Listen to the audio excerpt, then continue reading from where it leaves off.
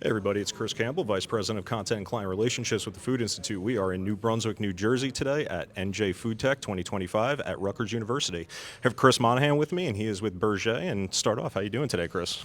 I'm doing well. Thanks for having me. Yeah, exciting day and really excited to be here. Yeah, and I think maybe to start off, for people that might not be familiar with Berger, can you tell us a little bit about the company? Yeah, so it's a 75-year-old family company headquartered in Carteret, New Jersey.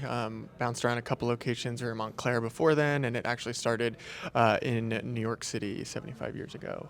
And it's a ingredient manufacturer and distributor slash importer of ingredients that go into the flavors and fragrance industry, as well as a couple other smaller niche industries.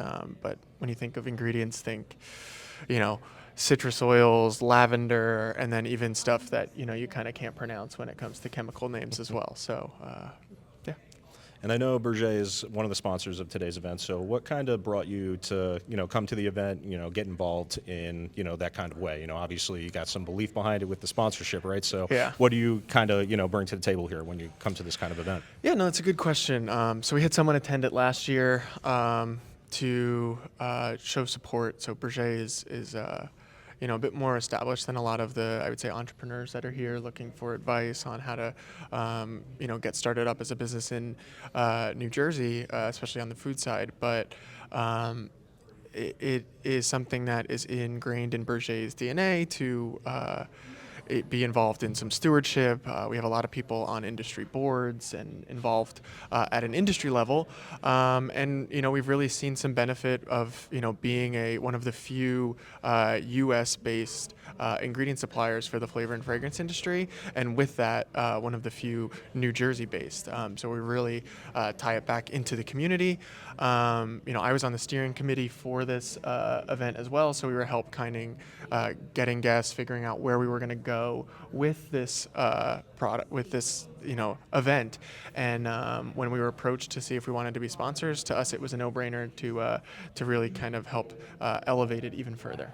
Yeah, I love that idea about stewardship, right? I know the theme of this conference here is collaboration and innovation, so it's interesting to have the perspective of a more mature company helping out the younger companies. So maybe you could talk about that a little bit more, how you guys kind of get involved with the New Jersey food scene. Yeah, absolutely. So as I said, we have plenty of people who are on different boards within the industry. An example would be with a lot of the tariff implications and stuff like that. We're bringing people in to showcase why certain products are not being manufactured or cannot be grown here in the U.S. And then on top of that, we have a big, strong advocacy and diplomacy aspect. One of the industry organizations is directly responsible for advocating for, fairness and overall lowering cost for end consumers. If it goes into a flavor and your flavor increase 25-30% due to market conditions, then your end product's going to go up anywhere from 5 to 10%, ultimately hurting consumers and also ultimately hurting entrepreneurs, which don't have necessarily the benefit of having the scale, the cost of scaling and stuff like that. So that's one reason. That's one way that we're kind of stewards of the industry, but also just making sure that it's a safe, reliable, and ultimately, we were once a small company. It was, a while back. But even within our industry, we're in that mid-size. So we play really well with kind of working as a big organization, but also understanding that there is a definite need for these younger, smaller entrepreneurs that could eventually end up changing the entire food landscape. Very cool. On a personal level, when you come to an event like this, what are you mostly looking for? What are you trying to get out of it on a personal level? Yeah, I kind of nerd out on these kinds of things. So I think a lot of people are here to network, which is great.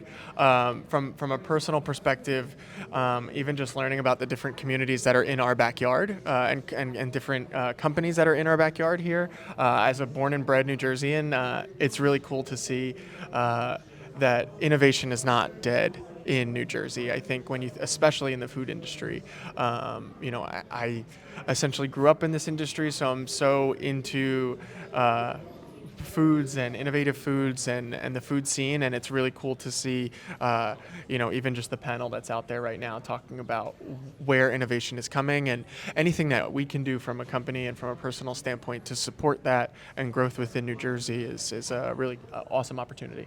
As a born and bred New Jerseyan myself, I also love to see it. But Yeah. Chris, I really appreciate you spending some time with us here on Yeah, the of Food course. Institute Thank you podcast. for having me. All right.